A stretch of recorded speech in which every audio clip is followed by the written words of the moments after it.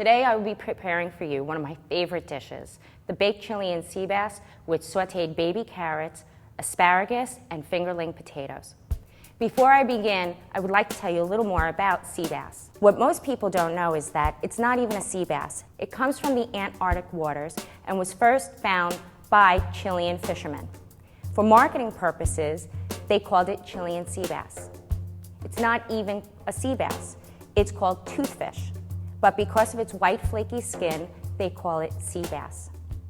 I'm going to start with my fingerling potatoes. They call them fingerling potatoes because they look like fingers. So what we're going to do is we're going to cut them in half.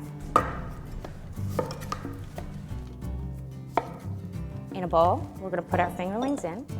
I've already have my mise en place prepared. I have my shallots, my chopped garlic, my fresh thyme, and I have my salt and pepper. I'm going to drizzle a little extra virgin olive oil.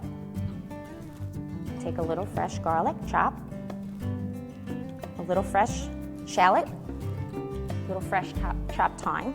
I prefer to use fresh herbs with this dish. Dry herbs sometimes can get bitter. Fresh herbs really enhance the aroma when they're cooking.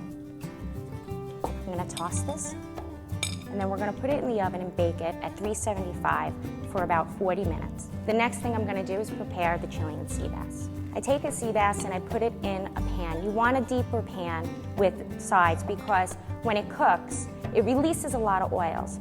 The nice thing about sea bass is it's really difficult to overcook because it has so many natural omega-3 fat in it. So I'm going to take a little olive oil and white wine. First thing I do is I pour the white wine over. You want just a little so that it steams it. Then we drizzle our olive oil over it, and then again we're going to use the same ingredients. Fresh chopped garlic, fresh shallots, fresh thyme, and then we take our salt, season, and I prefer to use fresh ground pepper. I'm going to take tin foil, cover it, and bake it in the oven at 375 for about 15 to 20 minutes. Like I said, it's difficult to overcook this fish. You know it's done when it flakes off.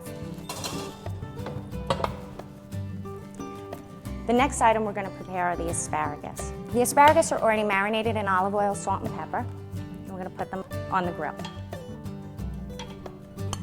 We're garnishing this dish with tomato concasse. Tomato concasse is a fresh tomato, diced fine, with diced onion, fresh Italian flat parsley, and garlic, salt, and pepper. The next item we're going to prepare are the sauteed baby carrots.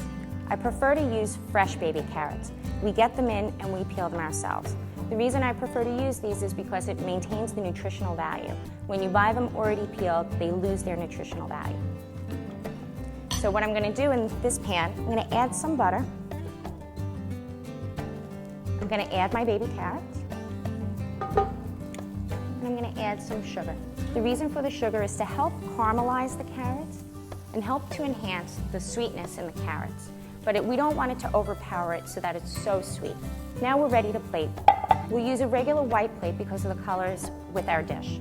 First, I'll take my potatoes.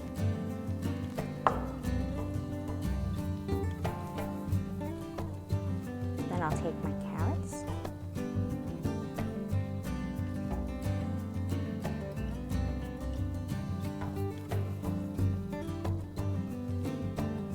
And then I'll take my asparagus.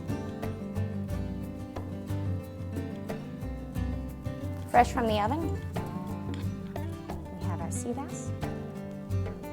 I'm going to use some basil infused oil to garnish the plate. And then next, we're going to top it with the tomato concasse. I hope you enjoy my favorite dish, the baked Chilean sea bass with fingerling potatoes, glazed baby carrots, and asparagus.